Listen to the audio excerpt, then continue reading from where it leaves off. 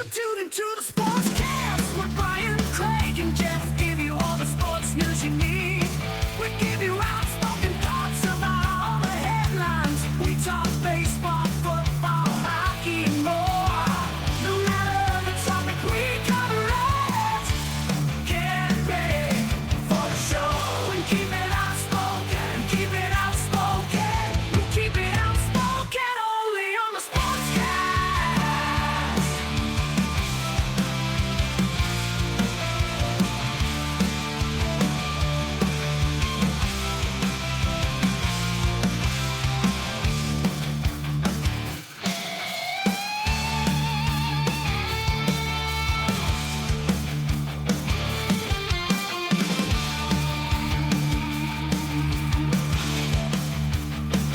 Tune into the Sportscast with Brian, Craig, and Jeff. Give you all the sports news you need.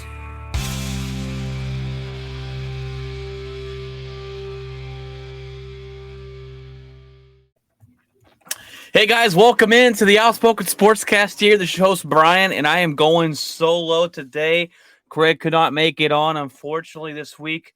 He's got busy at work and some stuff went down, but it is episode 144, Talks on Tuesday, headline edition. Did have a good question I thought of this week, but we did have quite a bit of headlines coming out. We had preseason football started. We got some suspensions. We got a head coach firing as well in the Major League Baseball. My own team. So we're going to talk about that. Definitely. We got Marshawn Lynch craziness again. Preseason is here. Some takeaways from that. And Tom Brady looking miserable out there in practice. We're going to cover a little bit of all of that and more on the other side of this, guys. Stay tuned.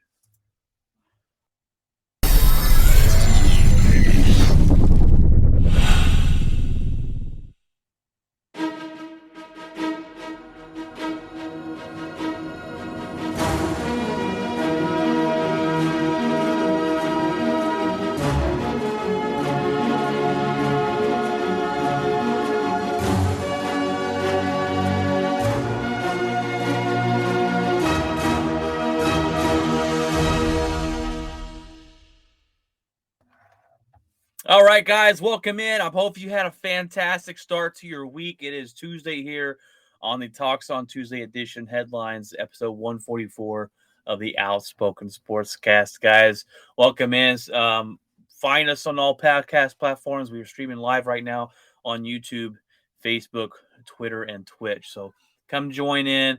On YouTube, you can actually comment, and I will pop these up as we go on. But we got the headlines of the week for you. And the big headline this week was my own very own team here. The Texas Rangers have parted ways with their head coach and Chris Woodward after they're headed into their fourth or fifth straight losing season. And I was shocked, absolutely flabbergasted, about this happening. I did not think it was going to happen this season, especially. The talks have started. I ain't gonna lie that we've heard the rumors, we've heard the talks, the chitter chatter about Chris Woodward's job is in jeopardy. And if you're a Ranger fan and you watch his team, you know they're not very fun to watch. They have not put together a team. They have admitted to not going all in on a rebuild. They admitted to dragging their feet and being halfway in and out. And if you're halfway in and out in a rebuild, it's not going to work out for you. There's a lot of heat on Josh Daniels, or John Daniels. I always say Josh. John Daniels. There's some people that don't like him. There's some people that do. There's a lot of people calling for his head.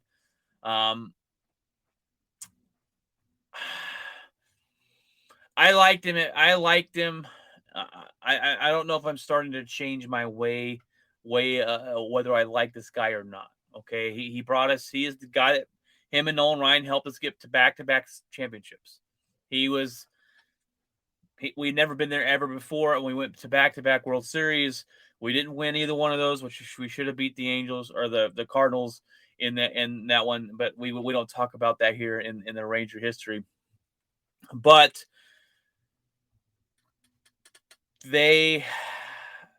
I'm starting to turn against this front office.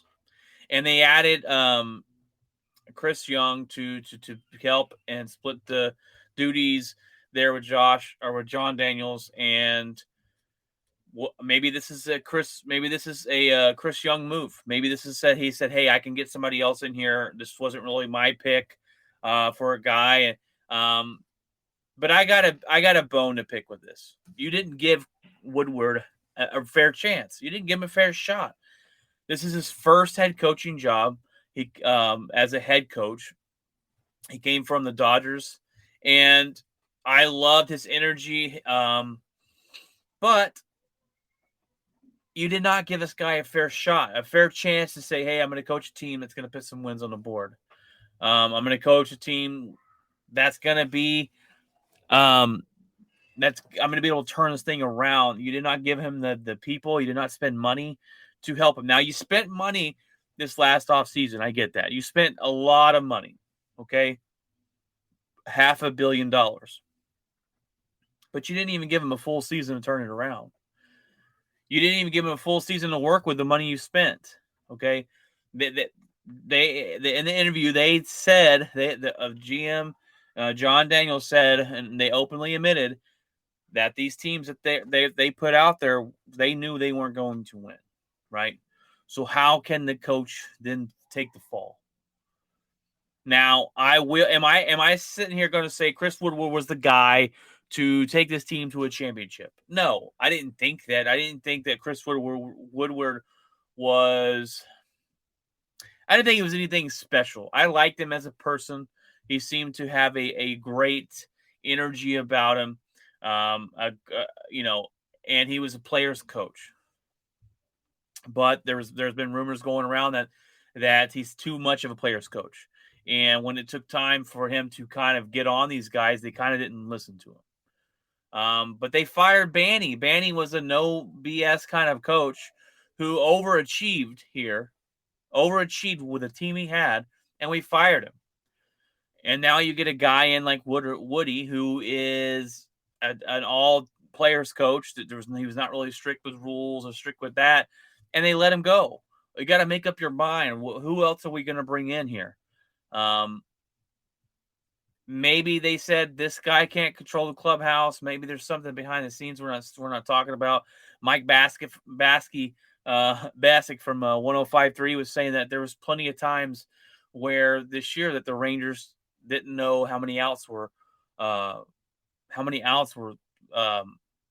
in the inning, how many outs were left, how many outs were gone, and there was over 10 times that's happened. They're not really great at running bases, and maybe that's the fundamental lapse that these players had. And I don't know how you see. Is that the head coach's job to make sure these guys know how to play the fundamentals of baseball? I mean, they're Major League Baseball players. They should know how many outs are on the field. They should know those things. They can look up at the scoreboard and go, oh, okay, there's 2 outs. There's 1 out. I'm not sure if all that falls on Chris Woodward. But if they weren't listening to him in the locker room, I guess it was time for him to go.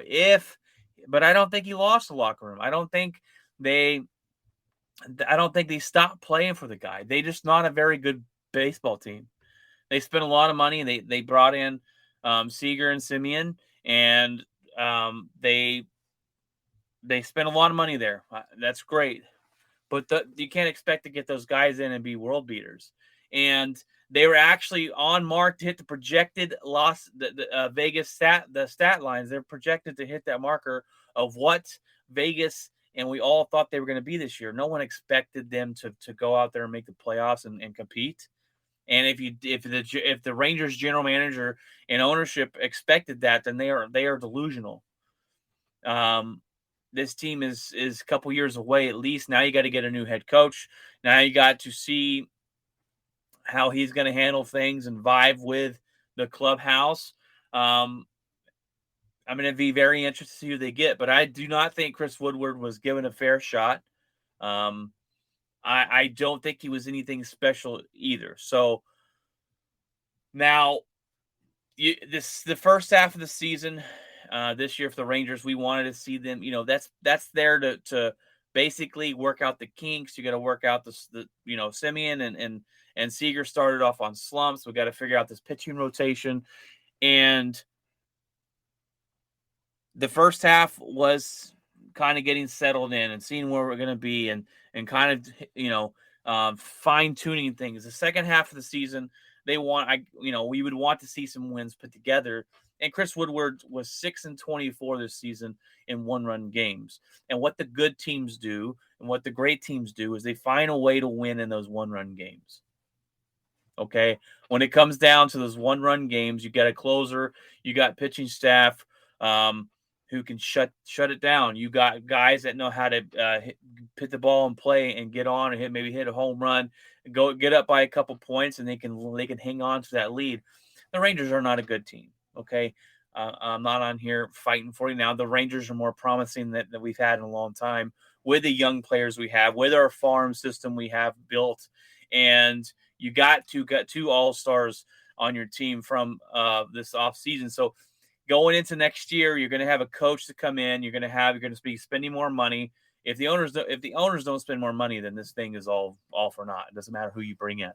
But realistically, you think they spend more money since they just spent money, and they would go kind of go back into being all in. I'm not sure who they're going to pick. Maybe the next guy is a Chris Young type of head coach, that he's going to have more say in who they get. But I think Chris Woodward was done dirty. To fire him in season, I don't get the point of that. You should have waited to at the end of the season. And I thought maybe next year would be the year that he's on the hot seat, because you got to give him a full year with the team you just built, with spending all that money. Give him the full season, and then spend more money on the off season and put a team together that's better and see what he does with that. And if he couldn't compete with spending more money after next season, you didn't see that progress you want to see, then I could see letting him go.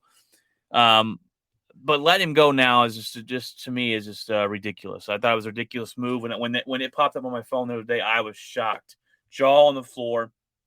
We had heard these talks about 2 weeks ago about his job being in jeopardy, it seems like, and all of a sudden he's gone. So I don't like the move. I thought he would have at least one more year. And when you're given the Rangers front office is expecting you to shine a turd.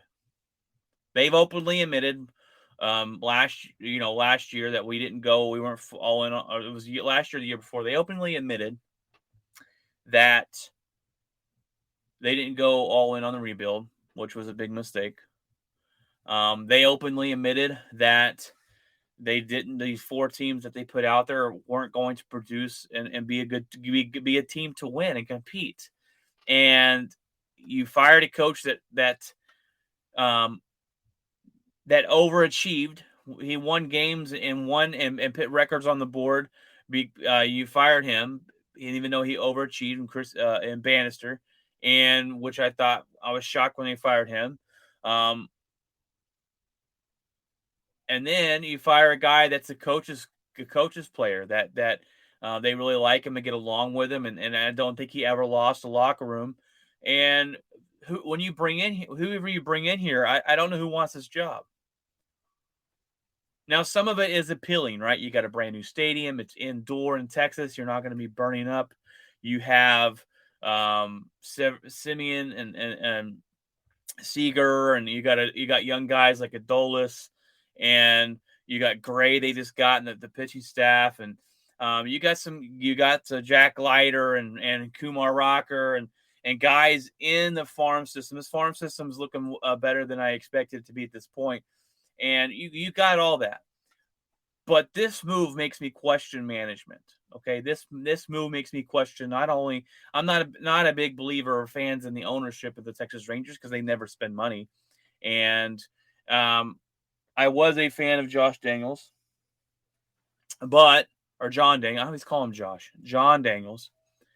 But I'm starting to turn it around, and I'm going, I don't know if I trust him anymore. I don't know, with the decisions that this team has made, if I can trust the front office anymore. And that's a big problem. That's a big problem for me. So we'll see if Chris Woodward gets a job anywhere else, gets goes somewhere else, or what. Maybe he signs on to be an assistant somewhere. I don't know. I think someone will pick him up, but he was given nothing here, and he was expected to shine polished turd in with the Rangers, and his expectations for the ownerships and John and Chris were just too high in my opinion. But that was shocking. Now, the next headline Fernando Tatis. We weren't able to talk about this yet. Fernando Tatis gets suspended 80 games. He's going to miss the rest of the season. This is supposed to be the next poster boy for Major League Baseball, and he is out. Okay. This is a big deal. This tarnishes his name, his reputation. It tarnishes, it looks bad on baseball.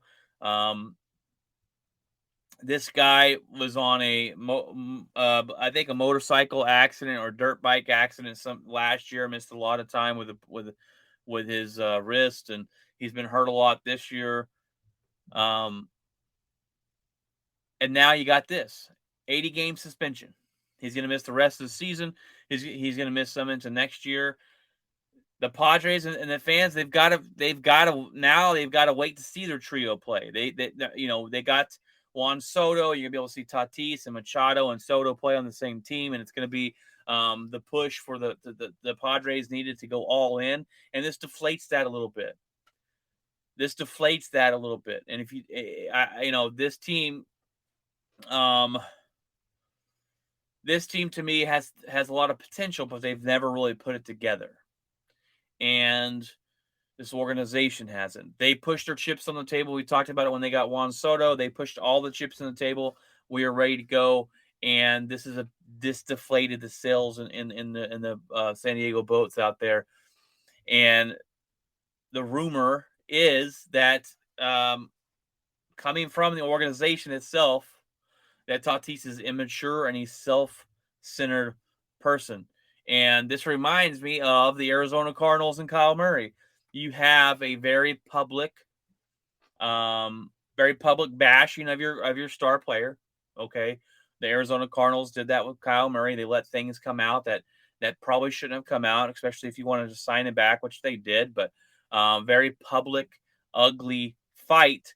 I guess they made up because they signed that contract. But this is a very ugly fight. Now, Tatis hasn't come out and said anything against the management, but they're letting these things fly out here and leak out here that this guy may not be the best teammate and the best, have the best attitude towards things. So Tatis is suspended. Now his dad's coming out. They're coming out. They're making all sorts of kind of excuses. Yeah, some steroid cream for ringworm, which doctors have come out and said that would just make it worse. It doesn't make any sense. Your story doesn't make sense. His dad came out and said it's tarnished the name. It's bad. Look, it's bad for baseball and him, and he shouldn't be. Maybe he shouldn't be suspended. I'm so sick and tired of guys making excuses. You broke the rule. You pay the consequence. I don't care who you are. I don't care if you're the star of the league or the next face of Major League Baseball. I don't care. You broke the rules. You pay the consequences. You know what you put in your body. You broke the rules. Maybe you didn't think it would show up. I'm not sure what you did, but you screwed up. You screwed the pooch, and now you have to pay the consequences. So sick and tired of family members or teammates coming out and saying, well, maybe this is a harsh punishment. Maybe they shouldn't suspend him. I don't know. No, he broke the rules. He pays the consequences just like anybody else. There's no special treatment here. They're all players. They all made it to the pros. There's no special treatment. If my kid messes up later on in life and they get in trouble, they're going to own up to it. I'm not going to sit out here and make excuses for them. Yep, they did it. They made a mistake. Now they got to pay their fine or whatever it is and move on. But So don't come out here saying that Major League Baseball shouldn't have punished him so hard.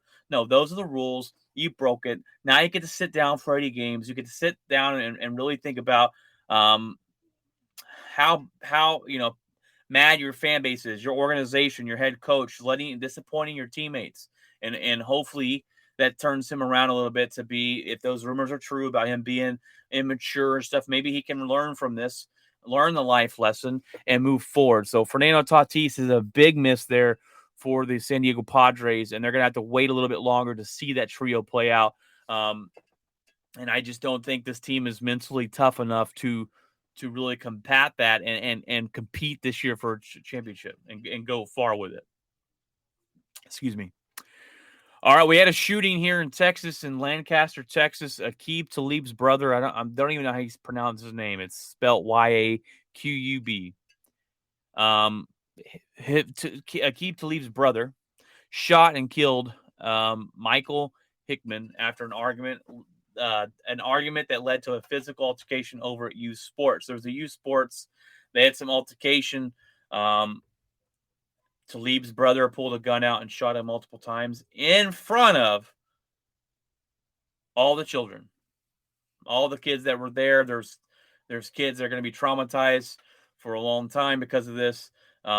Michael Hickman, father, coach, lost his life over his senseless, stupid mistake or senseless, stupid decision from Talib's brother. Talib himself, Aqib Talib's had, he's had that track record of problems himself and in college and stuff and football and NFL. Just that kind of family you don't want to mess with because they can go kind of, they can go off the deep end there. And his brother went off the deep end. His brother was arrested, I believe earlier this year or late last year for having a felon with a firearm. He had a firearm caught on him, got arrested for that. He's out here at a youth football camp. I don't know if he's a coach. I don't know if he's a part of the team or whatever. I don't know why this guy is allowed to be around these children, him being a felon. And he decided to make a stupid decision and took a man's life. That this guy should rot in prison for the rest of his life. No ifs, ands, or buts. He did turn himself in yesterday, so that's good. They have him under custody. Now, Aqib Talib is supposed to be on the sideline, be a little analyst for the NFL. I'm not sure if it's Amazon or somebody else, but I don't know. Will this affect it? Will this affect Aqib's job? I'm not sure if it will or not. He was there. I don't think he should be punished for his brother's crime, right? He was not the one that pulled the trigger. He was not the one that had the gun. As far as we know, maybe he did have the gun. His brother got it off him. I don't know. I don't think that's what happened. But I just don't know if an organization, whether it be Amazon or the NFL, whoever's going to have this guy on the sideline, going to want that on the sideline. You know what I'm saying? They're not going to want his, every time they see him, you got to think about that incident, and it's just that bad publicity type of thing. So I don't know if it'll affect his job. Maybe they wait till next year to start him off. I'm not sure. Only time will tell, but his brother's going to go to jail for probably the rest of his life. But don't make dumb decisions. Over youth sports has gotten out of insane. How much y'all take this personally and take it so important. And it's just a game, my guys. It's just a game. All right. Marshawn Lynch arrested for a DUI. You saw those pictures and videos come out. Tore up his car. The car was undrivable when they got there, so he was asleep in the driver's seat. Just smashed, completely smashed. And Marshawn Lynch is supposed to start with Amazon this year. I don't know if that's going to happen. Maybe it does, maybe it doesn't. But Marshawn Lynch is on that list where he can do no wrong. And there are players and athletes and stars that, for some reason, because we think they're cool or funny or whatever, they can do no wrong. If this was someone else other than Marshawn Lynch, then we're probably he's probably getting a lot more bad publicity. And what was he thinking? He could have killed somebody. What an idiot! And I still think that. I don't care who it is. DUIs and driving drunk is one of the dumbest things you can do, in my opinion. I hate it with a passion. You get in a car, not in the right mindset, and you end up killing. A lot of times when drunk drivers hit somebody, the other person dies and they end up living. And there's no reason for nobody, don't care who you are, to get in a car intoxicated. Sorry. I don't care who you are, and especially if you're rich, because you can pay for an Uber. Doesn't matter how far, how expensive it is. You can get this fancy limo to come pick you up or whatever it is. No, he gets in his car, acting like an idiot, driving up on sidewalks, running over curbs. Thank God he didn't run over nobody, hit nobody. That's the real miracle out of the situation, and he didn't hurt himself. They get him; he'll pay his fine and move on. But there's some people out there that it's okay if they do stupid stuff like this. What's his face? Oh, Mike Tyson. Mike Tyson's one. He's funny. He's cool. He's a badass, right? But he went to prison for rape, and people seem to forget that. They think Mike Tyson's the greatest. Marshawn Lynch. There's some guys that are on this list that it doesn't matter what you do, they can get away with it. I don't know what it takes to be on that list, but there's that list. All right, well, the preseason week ones came and gone, and we've got some interesting notes from that. Now, I wish Craig was on here. He's a Cowboys fan. I was going to ask him this question here, but he's not. So I'm going to have to answer that on my own question here. So the Dallas Cowboys already lead a category in the NFL, and that is 17 penalties. Game 1, they had 17 penalties in the preseason. And I don't look too much into preseason games. And I don't, look at who wins and who loses because it doesn't matter. But when you lead the league in penalties last season, you think that would be something that you would work on over the offseason and put a big emphasis on this season. And I get it. It's preseason. These guys aren't starters that are playing. These guys are backups, and they're going to make mistakes. I get it. I understand that. Totally understand that. But should the Cowboy fans be worried? Because 17 penalties in one game is a lot. Outrageous amount of penalties. Boneheaded penalties. This is something that they didn't shore up from last year. And I wonder, that was a big talking point this week on 105.3 The Fan of who do you blame? Do you blame the player? Do you blame the coach? Who is it? And I want to know what you guys think. Do you blame the player or do you blame the coach when it comes to penalties? The coach come out and say, I don't coach penalties. Okay. But when you're penalized, it's because you're either getting beat and you've got to make a move to try and stop the mayhem from getting to your quarterback or the wide receiver blowing right by you or whatever it may be. Or you're using poor technique, and that poor technique leads into penalties. That over-aggressive play can lead to penalties. And that is coached, right? Being aggressive. You can talk about your defensive coordinators coming out there. We're going to be aggressive all day long, no matter what. And you're probably going to give up some yardage there. You're probably going to give up some penalties. And you can be okay with that. But 17 penalties is a lot. And going after last season, how you had the most penalties, and that's called disciplined. And I blame the players for the most part until I see a reoccurrent theme going. Until I see, okay, these guys aren't learning anything. These guys aren't learning from their mistakes. And then I look at the head coach and go, okay, you've had last year, you're the most penalized, and if it goes again this season, he's heavily penalized, then something's not clicking. Something's not clicking with these players, whether it's your technique you're teaching them or whether it's the discipline that you're teaching them. I don't know what it is, but right now, I think the blame goes. It goes a little bit on both, but I think a lot of it goes on the players. But this just continues to be a theme for the Dallas Cowboys this season and going forward, then I do look at the head coach and I do look at these coordinators and go, what are we doing here that's not getting across to these players? Because you go they looked at McCarthy when he played when he was coach of the Green Bay Packers, and he was not a heavily penalized coach, or their teams weren't very heavily penalized.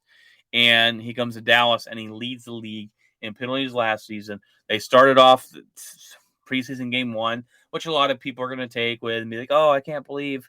I'm not worried too much preseason, but we should be worried that starts happening in regular season. We could get halfway through the season and look at the penalties and see what the Dallas Cowboys are, because if it's a reoccurring theme, then I think that's when you start looking at the head coach and these these coordinators, whether it be defense or offense, these coaches, and go, what are we not getting across here? These guys aren't understanding, because something's got to change at that point. But it is just preseason game 1, so I'm not going to go over here and jump overboard on any of these things. But next, the Jets almost lose their starting quarterback. Zach Wilson went out with a knee injury. They thought maybe he tore his ACL. He has a meniscus tear and a deep bone bruise in his knee. Had surgery today. They said it went well, and he's going to miss 2 to 4 weeks instead of tearing his ACL and being out all year. So that's good news for the Jets. I asked this question: what is he doing out there? I know he's young. I know he is. He had a year last year. Wasn't very good. He missed a couple games last season with a knee injury, the same knee problem, or same knee issue, and he's young. I get it, but he's your starting quarterback, and you've got to figure out if this guy is your future, not Joe Flacco. Their head coach keeps coming out and talking how good Joe Flacco is, and came out today and said they have 3 starting quarterbacks on the roster. And okay, let's calm it down there, buddy. All right, let's simmer down there, because Joe Flacco's not a star. He's just a veteran who knows a lot about the game of football, but he's not a starting quarterback. So he'll be your starting quarterback, because your quarterback Wilson will be out for 2 to 4 weeks. Hopefully just 2 for them. The Jets, doesn't matter who's playing as quarterback. Your horrible start to your season with how tough you've got it is going to be difficult, as is, no matter who starts for you. But Jeff Okudah plays for the first snaps since tearing his Achilles in 2020. That was the Lions' first-round pick, I believe, Jeff Okudah, in 2020. He tore his Achilles, and he missed the whole season. He's back. He seemed to have a good game the other night, and it's good for the Lions. It's bad for the Packers and the Vikings and anybody else that plays him this year. This guy is a stud in college, and if he can be any of that with the Detroit Lions, and I think they've got a good player in Jeff Okudah, but we're gonna have to see it out there on the field first. But it's a good thing that he's back for the Detroit Lions. And I'm no Lions fan, but I love me some Dan Campbell. I love me some of that fiery attitude to want to jump through the wall for you. I like him as a head coach. Big news for Packers this week. We activated Jenkins, Tanyan, and Watson off the PUP list. It's great news for Green Bay. I did not expect them to come off so soon. They all 3 came off at once. Tanyan, 2 years ago, was our best tight end. He was making plays left and right, and then last year he tore his ACL. Elkin Jenkins has been the steal of the draft 3 years ago. We drafted him 3rd-round draft pick, and he's been the best lineman out of that draft. And then you got Watson coming in this season to be the answer for our wide receiver group coming out. And he is a guy that hopefully can mesh well with Aaron Rodgers and make some plays. We've heard great things about Dobbs, the other wide receiver we drafted. We heard some great things about him and get him going. And if Watson can come in and play good, we haven't seen him yet because of injuries, but I'm hoping to see him play some preseason games because I'm interested to see what he's going to have for the Green Bay Packer fans this year. And hopefully it's someone with some electric moves and consistency in catching the ball and being where you're supposed to be and doing the things that he knows he needs to do. And hopefully him and Aaron Rodgers get a connection because we got a lot of hope riding on Watson. Kenny Pickett had a game-winning drive in Pittsburgh. It's got to be great feeling for the Pittsburgh fans. Exciting sign for the rookie quarterback there, as I don't think he's going to be fighting for a number one job, but that's good news for you, Pittsburgh fans, for your future quarterback there. So it's good to see that there in Pittsburgh. And Baker got the start over Darnold in Carolina. We all figured that was going to happen. There was talk about Darnold playing better in practice, but they brought Baker in for a reason, and I think he's a better quarterback in my opinion. Anyways, Sam Darnold, we kind of know who he is and know what he can and cannot do. And Baker, you've seen flashes of him being good. You've seen flashes of him. He's going to give it his all. He's going to make a lot of commercials, and he's going to do his Baker thing. But I think overall, I think he's going to be a better fit for your team than Sam Darnold.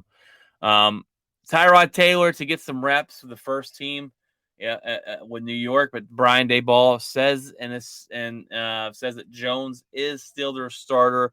There's already question marks. There's already talks about Daniel Jones not being good enough to even play this season.